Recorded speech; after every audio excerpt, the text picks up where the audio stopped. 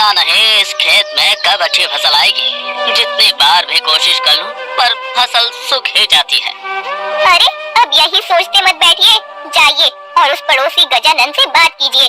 उसके खेत से पानी का कोई प्रबंध होता है क्या, देखिए। अरे वो गजानन कहाँ देने वाला है पानी, फिर भी जाकर देखता हूँ। सीताराम गजानन के खेत में जाता है। अरे गजानन, फसल को पानी दे रहे हो? हाँ, धूप बढ़ गए है ना, इस समय खेत में 2 बार पानी देना जरूरी है। हाँ, तुम्हारी बात भी सही है। अच्छा है, तुम तो 2 बार फसल को पानी दे रहे हो और मेरे पास 1 बार देने के लिए भी पानी नहीं है। तुम अगर अपने कुएं से पानी दे दो तो। अरे मैं कैसे दे सकता, अभी मेरे कुएं में भी इतना पानी नहीं बचा है। मैं ही विचार कर रहा हूँ कि आगे अपने खेत के लिए पानी का प्रबंध कैसे करूँ। सीताराम अपने खेत में वापस आता है। फिर उसने ना कहा ना पानी के लिए। जी मुझे तो लगता है कि अब हमें अपने खेत में ही कुआं खोद लेना चाहिए। हमारे ही खेत में कुआं होगा तो हमें कभी पानी की कोई दिक्कत नहीं होगी। हाँ, पर कुआं खोदने के लिए कितना धन लगता है और इतना धन कहाँ है हमारे पास। हम तो 2 समय की रोटी जैसे तैसे खा पा रहे हैं। हाँ, पर कुछ न कुछ तो करना ही पड़ेगा। आप एक काम कीजिए, आप साहूकार से जाकर मिलिए, उनसे कुछ कर्जा ले लीजिए। सीताराम साहूकार के पास आता है। राम राम सरकार। बोलो सीताराम, क्या काम है? सरकार, थोड़ा कर्जा चाहिए था, खेत में कुआं बनवाना है। क्या अब खेत में कुआं बनवाना है? तुम्हारा तो पिछला कर्जा भी तुमने नहीं चुकाया है अभी तक। हाँ सरकार, एक बार कुआं बनवा लूं, फिर फसल को पानी मिलता रहेगा और फसल अच्छी आएगी तो मैं आपका सारा कर्जा एक साथ उतार दूंगा। ठीक है, अगर ऐसी बात है तो दे देता हूँ तुम्हें कर्जा। सीताराम साहूकार से कर्जा लेता है और मजदूरों को बुलाकर कुआं बनाने के काम पर लग जाता है। 2 दिनों के बाद कुआं बनकर तैयार हो जाता है। शाम के समय कुएं का काम पूरा खत्म हो जाता है। सीताराम और मीरा देखते हैं कि कुआं पानी से पूरा भर गया है। अरे वाह, ये कुआं तो पूरा भरा हुआ है। देखिए, मैंने कहा था ना, अब देखिए हमारी फसल भी कैसे लहराने लगेगी। हाँ, हम कल सुबह खेत में पानी देने के लिए आते हैं। सीताराम और मीरा खुश होकर अपने घर चले आते हैं। दोनों इतने खुश होते हैं, उन्हें अब पानी की कोई चिंता नहीं होती। दोनों सो जाती हैं। अगली सुबह दोनों जल्दी उठकर अपने खेत में आते हैं। जैसे ही कुएं के पास आते हैं, वो देखते हैं कि कल जहाँ पानी से लबालब भरा हुआ कुआं था, आज उस जगह पर मिट्टी के सिवा और कुछ नहीं होता। अरे ये क्या, कुआं कहाँ गया? हाँ, मैं भी वही देख रही हूँ। कल पानी से भरा हुआ कुआं आज कहीं गायब हो गया है। क्या हो रहा है ये? अरे इतनी मेहनत से वो कुआं हमने बनवाया था, कहाँ चला गया? जमीन निकल गई, आसमान खा गया हमारे कुएं को। वही तो कुछ समझ नहीं आ रहा है। वो कोई मनुष्य या प्राणी नहीं है कि ऐसे लुप्त हो जाए। अरे मैंने साहूकार से कर्जा लिया है, अब अगर कुआं ही नहीं होगा तो फसल कैसे आएगी, और फसल नहीं आएगी तो साहूकार का कर्जा कैसे चुकाऊंगा? सीताराम अपने सर को हाथ लगाकर नीचे बैठ जाता है। मीरा भी हताश हो जाती है। दोनों को समझ नहीं आ रहा था कि आखिर उनका कुआं ऐसे लुप्त कहाँ हो सकता है। कुछ देर के बाद, सुनिए, आप महाराज से जाकर मिलिए। अरे महाराज के पास जाकर क्या करूँगा? महाराज के पास जाकर उन्हें बताइए कि किसी ने हमारे कुएं को चोरी कर ली है। क्या कुएं की चोरी हुई है? हाँ, अब हमने इतनी मेहनत और खर्चा करके बनाया हुआ कुआं अब उसकी जगह पर नहीं है। इसका अर्थ यही है ना कि उसकी चोरी हुई है। आप जल्दी जाइए। अरे कुआं चोरी हो गया है, ये सुनकर लोग मेरा मजाक उड़ाएंगे, पूरा गांव हंसेगा मुझ पर। महाराज को भी मेरी बात पर विश्वास नहीं होगा। वो सब मैं जानती हूँ, पर अभी महाराज ही हमारी सहायता कर सकते हैं। मीरा की बात सुनकर सीताराम महाराज आत्मानंद के राजसभा में आता है। महाराज की जय हो। बताओ क्या समस्या है तुम्हारी? महाराज, मेरा कुआं चोरी हो गया है। क्या चोरी हुआ है? और वो भी कुआं? ऐसा कैसा विचित्र कुआं है तुम्हारा जिसकी चोरी हो गई है? महाराज की बात सुनकर सभी दरबारी हंसने लगते हैं। महाराज, मैं सच बोल रहा हूँ, 2 दिन मजदूर लगाकर मैंने अपने खेत में कुआं बनवाया था। कल रात पानी से भरा हुआ वो कुआं मेरे खेत में ही था, पर जब आज सुबह मैं और मेरी पत्नी खेत में फसल को पानी देने के लिए गए, तब कुआं वहाँ नहीं था। क्या बोल रहे हो तुम? मुझे तो विश्वास ही नहीं हो रहा है। कोई कुआं अपनी जगह से लुप्त कैसे हो सकता है? महामंत्री, आपने कभी इस विषय में कुछ सुना है कि कोई कुआं अचानक से लुप्त हो गया हो? नहीं महाराज, ऐसी विचित्र घटना तो मैंने जीवन में आज पहली बार सुनी है। ऐसा कभी हो ही नहीं सकता। ये व्यक्ति अवश्य झूठ बोल रहा है। ये राज्यसभा का समय व्यर्थ कर रहा है। अरे नहीं महाराज, मैं सच बोल रहा हूँ। मैं एक गरीब किसान हूँ। मैंने साहूकार से कुआं बनवाने के लिए कर्जा लिया है। आप चाहे तो उनसे पूछ लीजिए। महाराज महामंत्री को आदेश देते हैं और साहूकार को राज्यसभा में बुलाया जाता है। साहूकार, बताओ, इस किसान ने तुमसे कुछ दिन पहले कुआं बनाने के लिए कर्जा लिया था? हाँ महाराज, ये कुछ दिन पहले मेरे पास आया तो था और कह रहा था कि उसे अपने खेत में कुआं बनवाने के लिए कर्जा चाहिए था और कह रहा था कि अच्छी फसल होने के बाद सारा कर्जा एक साथ उतार दूंगा। देखिए महाराज, मैंने कहा था ना, मैं सच बोल रहा हूँ। मैंने कुआं बनवाया था, पर अब वो गायब हो गया है। महामंत्री, आप स्वयं इस किसान के खेत पर जाकर देखिए। यदि वहाँ कुआं बना होगा तो उसके कोई तो चिन्ह मिलेंगे। महामंत्री सीताराम के साथ उसके खेत में आते हैं। महामंत्री पूरे खेत को ध्यान से देखते हैं और फिर से महल में चले जाते हैं। महाराज, मैंने उस किसान के खेत का पूरा ध्यान से निरीक्षण किया, परंतु उस खेत में 2 दिनों पहले कोई कुआं बना हो ऐसे कोई चिन्ह नहीं थे। समझ नहीं आ रहा है कि वो किसान हमसे झूठ क्यों बोल रहा है। महामंत्री, आप उस किसान पर नजर बनाए रखिए। मुझे तो किसान उसके कुएं की तरह विचित्र लग रहा है। शाम हो जाती है। मीरा और सीताराम अभी तक खेत में ही बैठे हुए थे। अंधेरा हो जाता है और अचानक उन्होंने बनाया हुआ कुआं उसी स्थान पर प्रकट हो जाता है जहाँ कल उसे बनवाया गया था। उस कुएं से पानी बहने लगता है। मीरा और सीताराम उस पानी से भरे हुए कुएं को देखकर आश्चर्य में पड़ जाते हैं। मीरा तो मेरी आंखें पर विश्वास ही नहीं हो रहा। मेरा तो ये कुआं यहाँ अपने आप प्रकट कैसे हो गया? अब ये सब छोड़ो, अब ये कुआं प्रकट हो ही गया है तो खेत में पानी दे देते हैं। दोनों भागकर कुएं के पास जाते हैं। हंडा उठाकर उसे रस्सी से बांधकर कुएं में डालकर पानी निकालने लगते हैं। जब सीताराम कुएं से हंडा बाहर निकालता है तब वो खाली होता है। ये क्या, कुएं में इतना पानी भरा हुआ है, फिर भी ये हंडा खाली कैसे है? अब रुकिए, मैं देखती हूँ। अब मीरा आगे जाती है और हंडा को कुएं में छोड़ती है।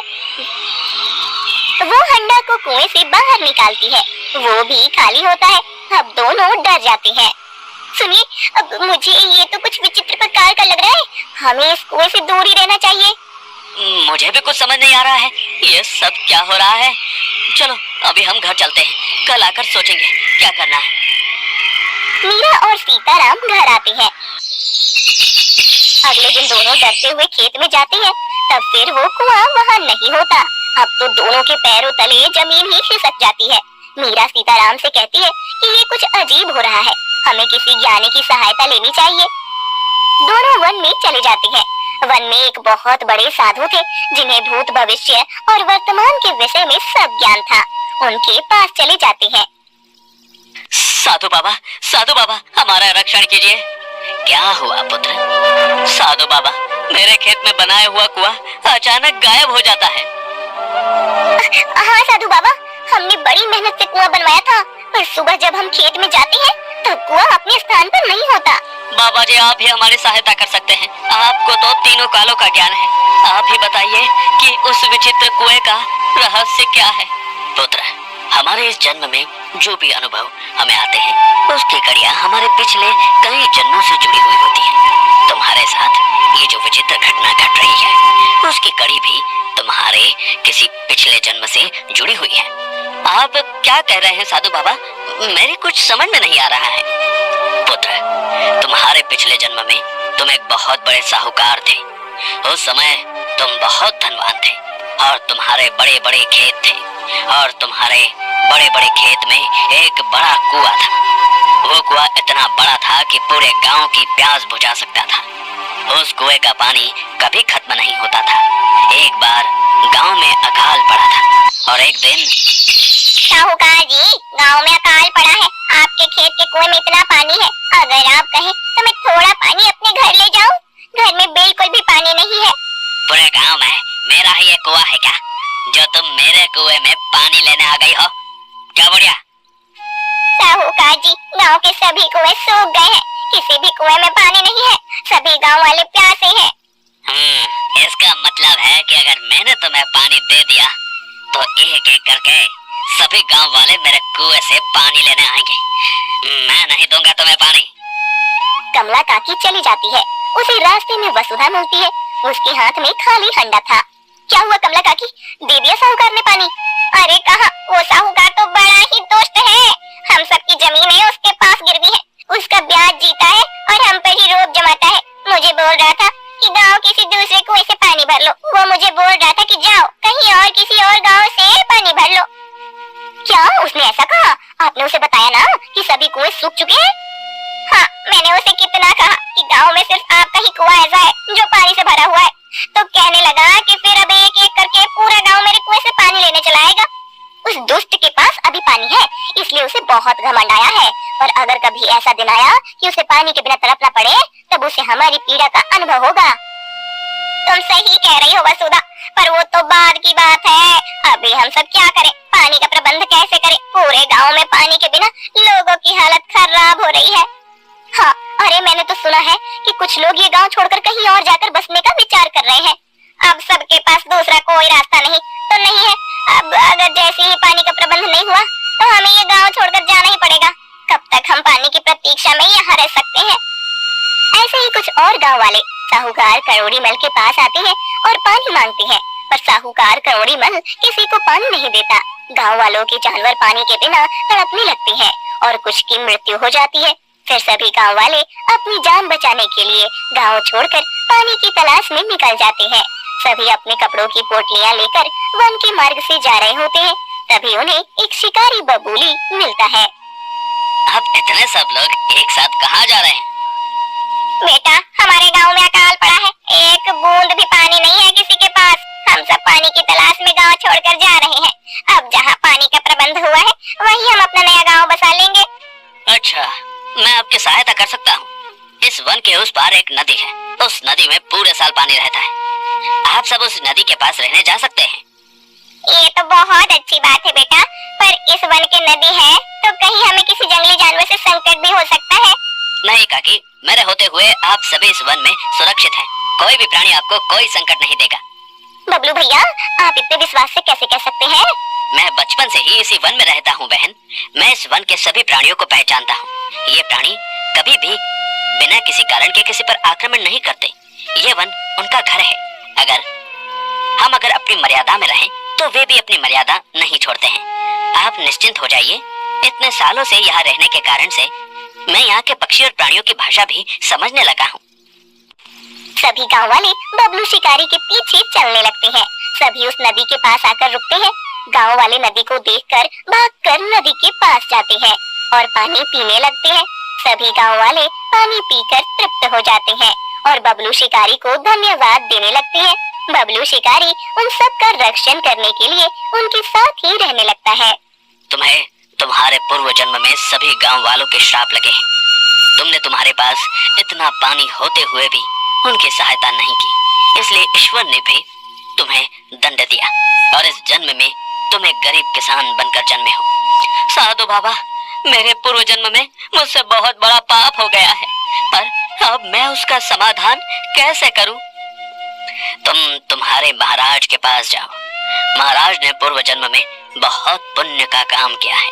तुम्हारे महाराज आत्मानंद वही बबलू शिकारी हैं, जिन्होंने सभी गांव वालों को पानी तक पहुंचाया था।